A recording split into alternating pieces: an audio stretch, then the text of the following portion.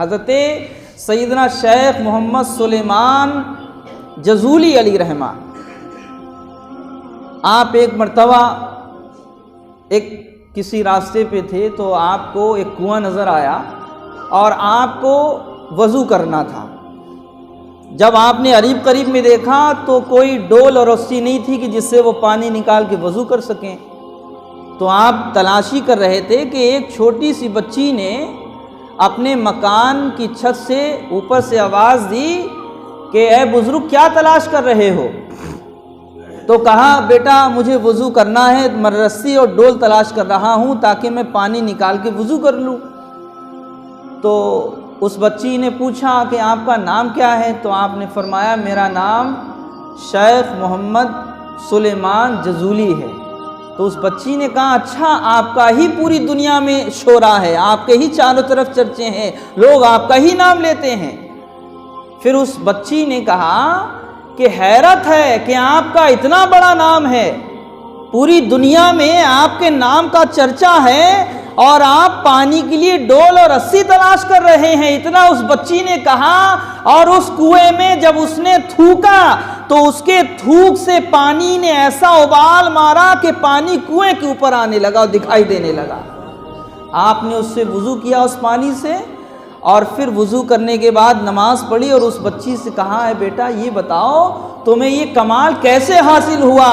تو اس بچی نے کہا یہ جو کمال میرے اندر آپ نے دیکھا ہے یہ کسی اور کا کمال نہیں ہے، بلکہ پیارے آقا صلی اللہ تعالیٰ علیہ وسلم پر میں روزانہ درود شریف پڑھتی ہوں، اسی درود کی برکت سے آج یہ پانی ابال مار گیا۔ سبحان اللہ۔ تو حضرت شیخ سلیمان جزولی فرماتے ہیں کہ میں انشاءاللہ تعالی درود پاک پر ایک کتاب لکھوں گا، اور آپ نے ایک ایسی شہرہ آفاق کتاب لکھی جس کو دلال الخیرات شریف کہتے ہیں۔ اس کتاب کو تصوف کے جو بڑے بڑے صوفیاء ہوتے ہیں، جو مشائخ ہوتے ہیں، جو پیران طریقت ہوتے ہیں، جو صوفی اور بزرگان دین ہوتے ہیں، اس کتاب کو روزانہ پڑھتے ہیں، اور الحمدللہ اس کتاب کو پڑھنے سے ان کی ولایت کے درجے اور بلند ہوتے چلے جاتے ہیں۔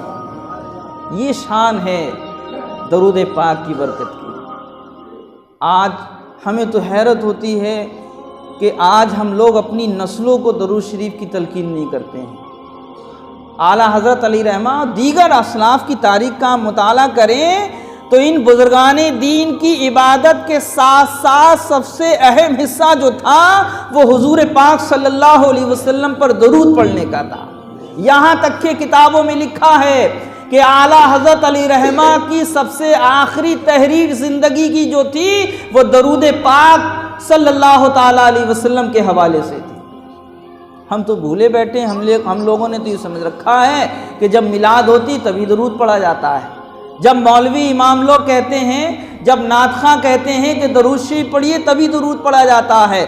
کتابوں میں لکھا ہے کہ زندگی میں ایک بار مرتبہ درود پڑھنا انسان کے لیے فرض ہوتا ہے، اور جب جب محفلیں ہوتی ہیں حضور کا ذکر آتا ہے تو اس موقع پر سننے والوں پر واجب ہو جاتا ہے کہ وہ اپنے پیارے نبی صلی اللہ علیہ وسلم پر درود پاک کا نذرانہ پیش کریں۔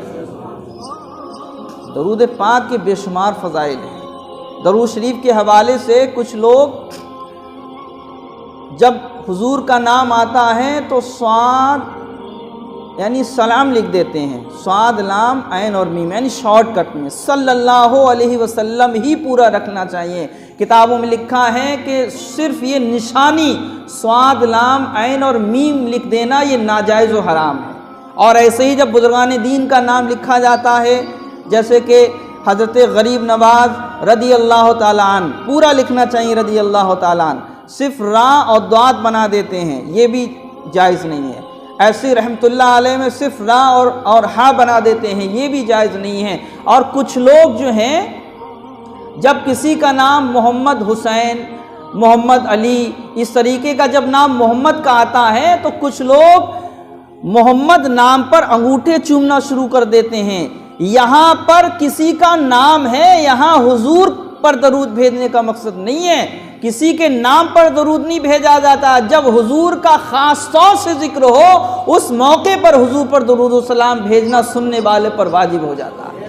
تو اپنا مزاج بنائیے کہ ہم اپنے آقا صلی اللہ تعالیٰ علیہ وسلم پر زیادہ سے زیادہ درود و سلام پیش کریں گے انشاءاللہ تعالیٰ۔ درود کا ایک ایسا اہم مسئلہ ہے کہ اگر آپ ریا کے طور پر، دکھاوے کے طور پر پیارے آقا صلی اللہ علیہ وسلم پر درود و سلام پیش کریں گے تو اللہ اس دکھاوے کو اور اس ریا کو اللہ قبول فرما لے گا، لیکن دیگر اور عبادتیں ہیں وہ اللہ قبول نہیں فرمائے گا۔